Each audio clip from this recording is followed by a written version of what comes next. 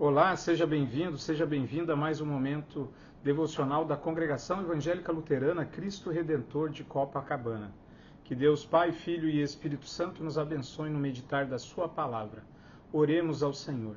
Querido e bom Deus, estamos no período da Quaresma, período em que olhamos para a cruz e lembramos do sacrifício de Jesus por cada um de nós. Queremos te pedir perdão pelos nossos pecados e que fortaleça a nossa fé em Cristo Jesus, para que possamos continuar olhando para a cruz e ver nela o perdão dos nossos pecados, graças a Cristo Jesus. Ele que nos libertou da culpa e nos deu o céu como presente. Fortalece, Senhor, a nossa fé através do meditar da sua palavra nesse momento. Em nome de Jesus. Amém. Nós escolhemos para hoje o tema O grão de trigo que cai na terra e morre, baseado no Evangelho de João, capítulo 12, versículo 20 a 26, destacando o versículo 24, que diz: em verdade, lhes digo, se o grão de trigo caindo na terra não morrer, fica ele só, mas se morrer, produz muito fruto. João 12, 24. Mas por que ler esse texto? Esse texto está no contexto dos últimos dias antes de Jesus morrer na cruz. Fala de uma morte que gera a vida, o centro da mensagem da Quaresma. Esse texto, ele toca na renúncia. Esse texto toca na entrega, na confiança em Deus. Mostra Jesus antecipando a cruz e convidando os discípulos a segui-lo no seu caminho.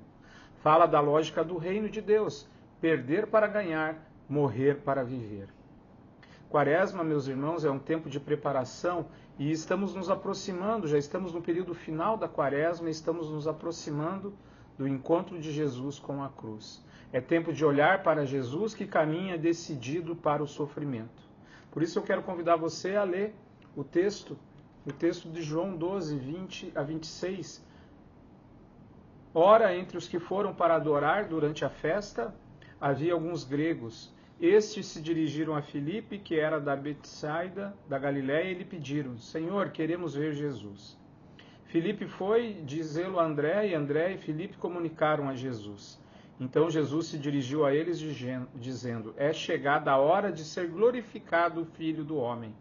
Em verdade, lhes digo, se o grão de trigo caindo na terra não morrer, fica ele só, mas se morrer, produz muito fruto. Quem ama a sua vida, perdê-la-á, mas aquele que odeia a sua vida nesse mundo irá preservá-la para a vida eterna. Se alguém me serve, siga-me. Onde eu estou, ali estará também o meu servo. E se alguém me servir, meu Pai o honrará. O grão precisa morrer. É a imagem da perda, da dor, da entrega. É contrário à lógica do mundo. O mundo você precisa ser vitorioso. E morrer na cruz não parece nada como uma vitória. É contrária à lógica do mundo. Como é que pode, para ganhar, eu tenho que perder a minha vida? Jesus está falando nesse texto de si mesmo. A sua cruz é grande, da morte para a vida. Mas ele também está falando de nós, para mim e para você. A vida de discípulo, de seguidor de Jesus é também uma vida de entrega.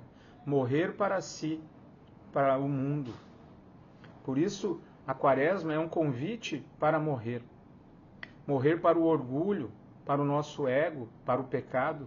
Morrer para as falsas seguranças. Como Lutero dizia, a vida cristã é vida de arrependimento diário. Mas morrer com Cristo é o caminho para a verdadeira vida. Assim como aquela semente de trigo, para que produza trigo, ela precisa morrer. Assim, Cristo também, para produzir a vida em nós, precisou morrer. E aí nós vemos nesse texto a promessa do fruto. Onde há cruz, nós vamos ter ressurreição. O grão que morre é o grão que frutifica. Por isso, a nossa esperança na Quaresma não é a morte em si, mas o que Deus faz depois da morte. Jesus morre na sexta-feira, mas o seu corpo na sepultura já não está mais no domingo, pois ele ressuscitou. O nosso Redentor vive. A nossa esperança é viva. A nossa fé é na vida, na ressurreição do Cristo, na nossa ressurreição e na vida eterna com Deus.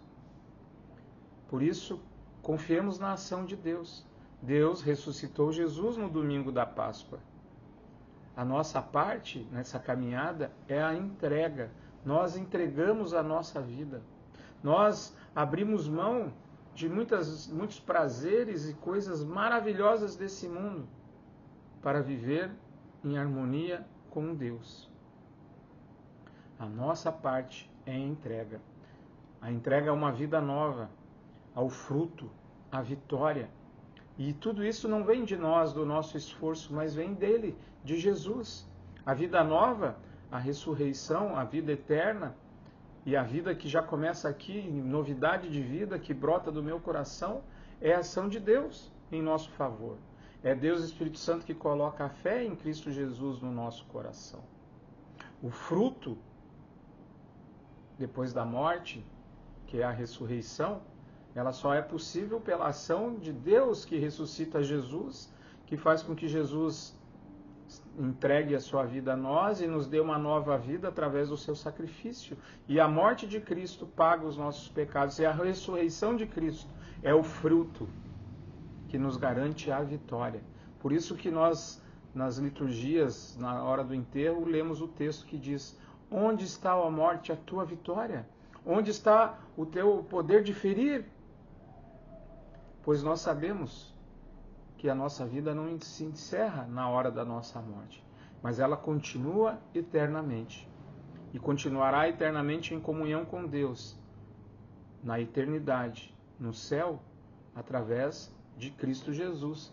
Não é à toa que em João 10 ele diz: eu sou a porta. E quando nós abrimos essa porta, nós entramos numa nova vida. Uma vida plena, feliz e eterna. Como diz o Provérbio 21:31, a vitória vem do Senhor.